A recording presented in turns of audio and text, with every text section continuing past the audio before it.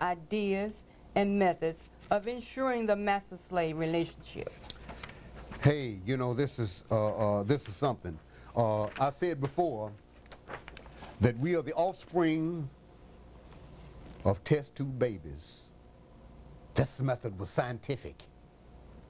It was scientific. It was just like dipping you in the test tube and you coming out a different person. You have been broken, bred, crossbred, reborn, and you have been recycled. Oh me, this is really something. Oh boy. Let's make a slave, the origin and development of a social being called the Negro. Let us make a slave. What do we need? First of all, we need a big black nigger man, a pregnant nigger woman, and her baby nigger boy. Second, we will use the same basic principle that we use in breaking a horse, combined with some more sustaining factors. What we do with horses is that we break them from one form of life to another. That is, we reduce them from their natural state of nature, whereas nature provides them with the natural capacity to take care of their needs and the needs of their offspring. We break that natural string of independence from them and thereby create a dependency state so that we may be able to get from them useful production for our business and pleasure. Hey, we got to break these horses from one form of life to another form of life. We got to break them so that we reduce them from their natural state of nature. What nature has made them, we've got to revert it. We've got to completely revert it. Like making hens crow and making roosters going into the barn trying to lay eggs. That ought to be difficult. Hey, look here, hey, look here. Well, just a minute. We break that natural string of independence from them and thereby create a dependency state so that we may be able to get from them useful production for our business and pleasure. Hey, we want to work them in the fields, and when we want to, we want to go in the house and use the nigger woman for what we want to use to for our business and our pleasure. Please continue. Cardinal principles for making a Negro. For fear that our future generations may not understand the principles of breaking both horses and men, we lay down the art. For if we are to sustain our basic economy, we must break both the beasts together, the nigger and the horse. We understand that short-range planning in economics results in periodic economic chaos, so that to avoid turmoil in the economy, it requires us to have breadth and depth in long-range comprehensive planning, articulating both skill and sharp perception. Oh, 1 minute. We lay down the art.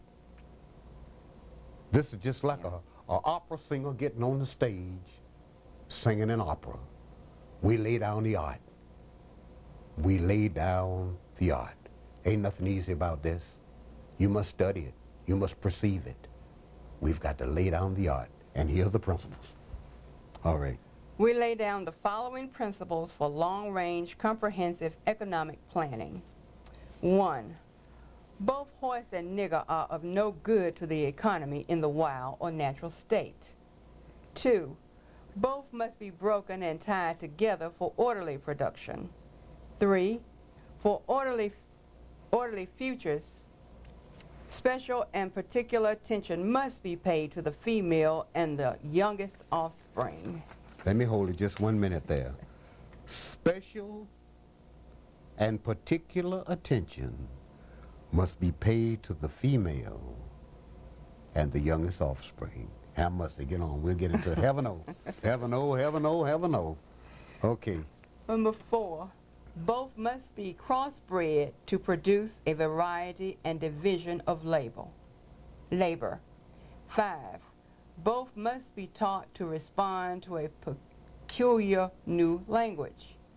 Number 6. Psychological and physical instruction of containment must be created for both.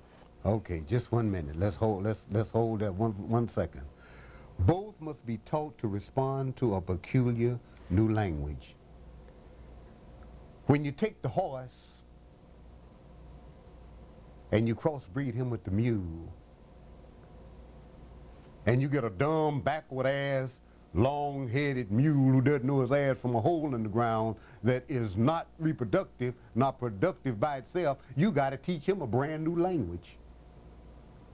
Because he don't know what he is when he becomes a mule. He doesn't know what he is or where he came from. So it's important to introduce him to a peculiar new language. So you know, when they bring the savages out of Africa, when you tell him to stop, to come, to lay, to work, he doesn't know what you're talking about. All this is strange to him. You got to introduce him, and he must be taught to respond to a peculiar new language. Come here, nigga. You got to know what that means, because he's never been talked to like this before. Okay?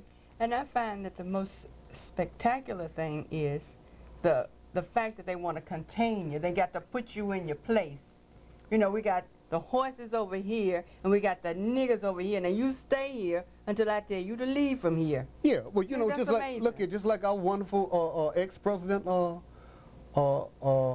said, niggas need to stay in their place. Well, yeah, that's true. He said, if they come in my business, I throw them out. And the ex-president, and before he became the president, referred to niggers and coons when he's referring to black people, and always that they should stay in their place. So like you were saying, Mrs. Jefferson Rucker, psychological and physical instruction of containment must be created for both. Okay, yeah. Let's go. We hold the above